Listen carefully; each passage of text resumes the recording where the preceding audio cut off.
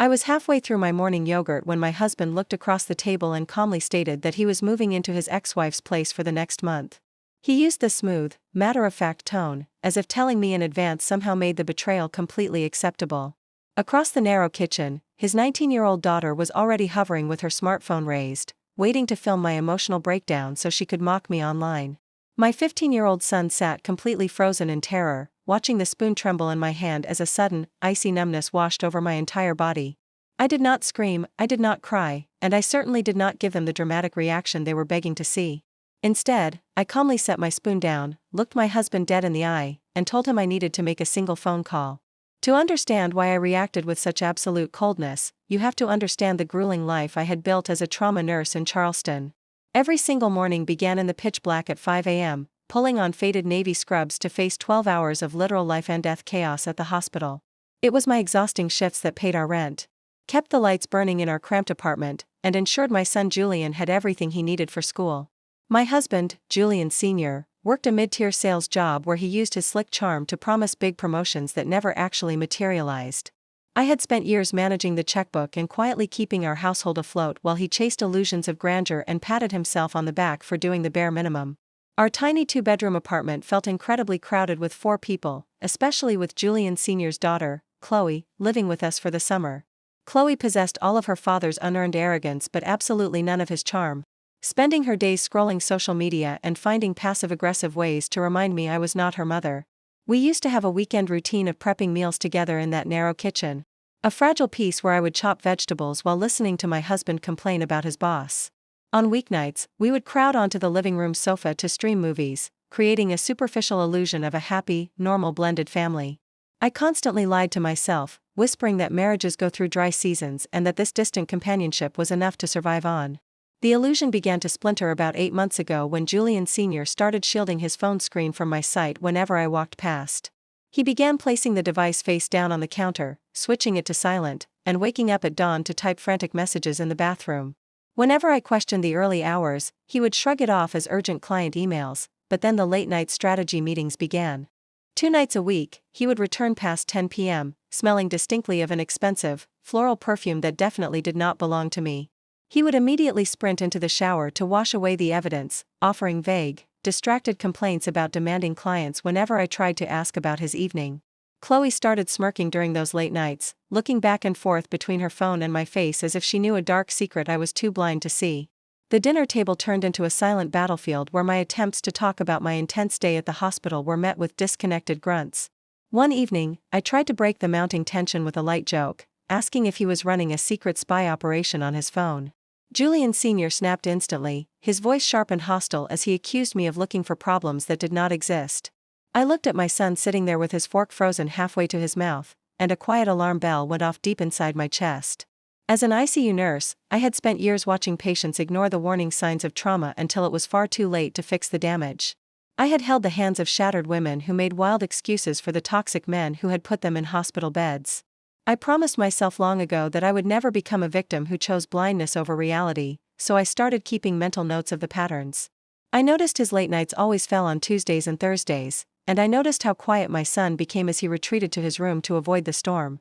Then, 2 days before the kitchen confrontation, I found a crumpled hotel receipt from Mount Pleasant hidden deep inside his jacket pocket. The receipt matched a Tuesday night he claimed to be working late, and holding that slip of paper made everything become perfectly clear. I did not confront him that night. I simply folded the paper back up, went to work my shift, and began planning my response.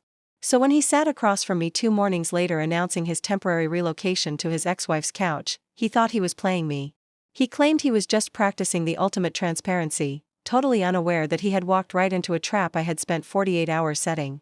I refused to let him see me shatter, channeling the exact same icy focus I used when a patient coded on my table. I looked at Chloe, who was still holding her phone up like a weapon, and then turned my gaze back to my husband. I told him that if he walked out of the apartment to live like a single man, he would fund it like one too. I demanded a formal, legally binding 30-day separation agreement that completely stripped him of access to our joint financial accounts. The kitchen went dead silent as Chloe gasped, accusing me of being a controlling monster who was forcing her father away. I looked at her calmly and explained that I was simply protecting myself, a concept she would understand once she actually earned her own living. Julian Sr. slammed his hands on the table, sloshing coffee onto the wood as he shouted that marriage did not work this way. I reminded him that he was the one abandoning the marriage, and if he thought I was bluffing, he was welcome to try me. He laughed a bitter, nervous laugh to hide his sudden fear, then told me to draw up whatever stupid paper I wanted. He retreated to the bedroom to pack, dragging a furious Chloe behind him while they whispered strategies through the closed door. My son Julian approached me with watering eyes, asking if his stepfather was really abandoning us for his ex-wife, Lacey. I pulled my son close, promising him that we were going to be completely fine, before pulling out my phone to text a trusted attorney. David Marks was a ruthless family lawyer I knew through a previous patient case, and he replied within minutes, telling me to bring my timeline to his office. I spent the next hour typing out every single date, text message, unidentifiable perfume scent, and lie I had documented over the past 8 months. By the time Julian Sr. emerged with his duffel bag, I was sitting on the sofa looking completely unbothered by their departure. Chloe paused at the door, smirking as she told me I should be grateful her dad was decent enough to tell the truth. I told her to view the coming days as a critical life lesson, but she just rolled her eyes, snapped a smug selfie with her father, and posted it online. Once the door clicked shut and his car sped out of the parking lot, the stifling weight in the air instantly evaporated. At 2 p.m., I sat in David's office as he reviewed my extensive documentation and began drafting an airtight separation agreement. He ensured I received exclusive possession of the apartment, froze our joint finances, and made each party entirely responsible for their own bills. David warned me that signing this paper was the point of no return, and I looked him in the eye and told him I was ready. By late afternoon, I texted my husband that the notarized document was waiting on the kitchen table for his signature. He arrived the following morning, his smile fading into pure irritation when he realized his key no longer turned in the deadbolt. I opened the door, handing him the pen as Chloe hovered in the background, desperately trying to film some kind of dramatic financial standoff. Julian Sr. was so eager to perform the role of the unbothered ex-husband that he carelessly signed every single page without reading a single word. He sneered that I would deeply regret my irrational behavior, while Chloe looked directly into my camera lens and called my self-protection completely toxic. I reminded them both that everything in the document was legally binding, and if he chose not to read it, that was his own fault. They walked out slamming the door, and the very next hour, I began executing the legal terms of the contract with military precision. I called the lender for the sedan my husband drove, which was titled exclusively in my name because his credit score was an absolute disaster. I provided the separation papers, authorized an immediate repossession, and watched the tow truck haul the vehicle away from Lackey's townhouse that afternoon. Next, I went straight to our credit union, closed the joint checking account, and moved my hard-earned savings into a secure private account. To ensure he could not sue me for financial abandonment, I left exactly $200 in a new account under his name alone. I disconnected his line from my family's cell phone plan within 10 minutes, effectively cutting off his communication. The locksmith arrived shortly after to change every exterior lock, and I updated the security codes for the entire building complex. When I cooked dinner for my son that evening, he looked up and quietly admitted he was glad his stepfather was gone because the man had never been kind to me.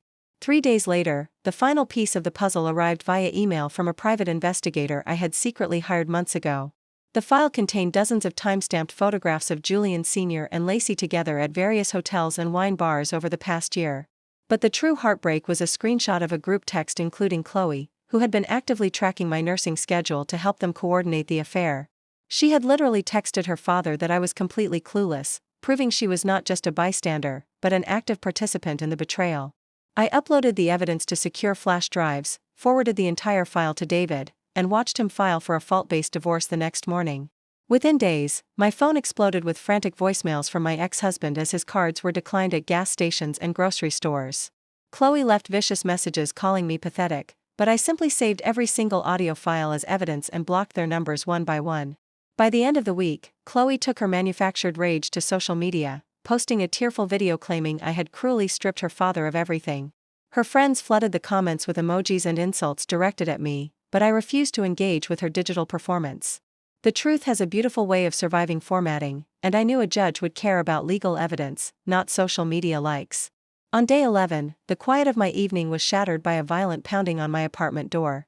Julian Sr. was standing in the hallway, his face twisted with rage as he screamed that I had no legal right to lock him out. I immediately pulled out my phone, recording his erratic behavior through the peephole while dialing building security with my other hand. Neighbors began opening their doors to witness the circus, and the security guards arrived just in time to threaten him with immediate police arrest. He retreated down the elevator shouting threats, providing me with the perfect hostile video evidence to secure my absolute victory in court. 2 weeks later, I stood inside the Charleston County Courthouse, dressed in professional black slacks with my hair pulled back into a tight bun. Julian Sr. sat at the opposite table looking incredibly disheveled, his cheap lawyer shuffling papers nervously while Chloe glared at me from the gallery. Judge Harmon, a no-nonsense woman with sharp gray eyes, reviewed our thick file of photographs, text messages, and security reports. She ordered my ex-husband to stand, stating clearly that the documentary evidence of his infidelity and subsequent harassment was absolute. The judge ruled entirely in my favor, granting the divorce, enforcing the separation agreement, and stripping him of any claim to spousal support or property. Chloe cornered me in the hallway, hissing that I had completely destroyed her father's life, but I told her he did that himself. In the parking lot, Julian Sr. made one final desperate attempt to threaten me, whispering that I would end up entirely alone. I looked at him and realized I felt absolutely nothing, no anger, no sorrow, just the clinical detachment of a nurse looking at a stranger. I drove away, leaving him small in my rearview mirror, returning home to a son who told me he was incredibly proud of my strength. Over the next month, rumors filtered back that life at Lackey's townhouse had devolved into screaming matches and emergency police visits. Chloe posted a long, desperate rant about how difficult her life had become, but I viewed their chaos with the same detachment I gave to strangers. The ultimate validation arrived 2 months later when my hospital supervisor promoted me to ICU nurse manager, complete with a massive salary increase. The raise allowed my son and me to move into a beautiful, sunlit apartment in West Ashley with high ceilings and a view of a park. Julian painted his new bedroom a deep navy blue, started bringing friends over, and joined the school robotics club with a newfound confidence. One evening, I heard him laughing deeply from his room, and I realized the suffocating shadow we had been living under was finally gone. Then, on a quiet Tuesday evening 4 months after the court date, my phone rang with an unfamiliar number. I answered to hear Chloe's voice, but the old arrogance was completely gone, replaced by a trembling, desperate sob. She whispered that Lacey had kicked her father out, that he was living in his car, and that she had just been fired from her job. Her voice cracked as she revealed she was pregnant, the father had blocked her number, and she had absolutely nobody left to turn to. She begged me to undo the divorce, to save her father so he could help her, because I was the only person who always knew how to fix things. I looked out at the peaceful park below my balcony and asked her where her loving mother and loyal friends were now. She sobbed that Lacey had abandoned them both to avoid cleaning up their endless messes, and her friends had completely blocked her out. Chloe begged for my forgiveness, admitting she was stupid to help her father cheat and mock me, but she desperately needed me to save her. I took a deep breath, keeping my voice steady and clinical, and told her that while I did not rejoice in her suffering, I could not help. I reminded her that every choice has a consequence, and the mockery and betrayal she chose had led to the isolation she was experiencing. I explained that I had spent years sacrificing my sanity to keep them safe, only to be treated like absolute nothing in return. I told her I was no longer angry, but I was also never going back, because I had a duty to protect the peace I fought so hard to earn. I provided her with the names of local community clinics and social services, making it clear that she would have to fix her own life. She hung up softly, and as I sat in the twilight, I realized I felt entirely clean, free of any false guilt or regret. The next morning, my son and I sat in a warm downtown diner, laughing over plates of French toast and talking about his school crush. I looked at his bright smile, then stepped onto my balcony later that afternoon to feel the warmth of the sun on my face. Some people only value the person holding everything together once they are gone, but you never return to teach them that lesson twice.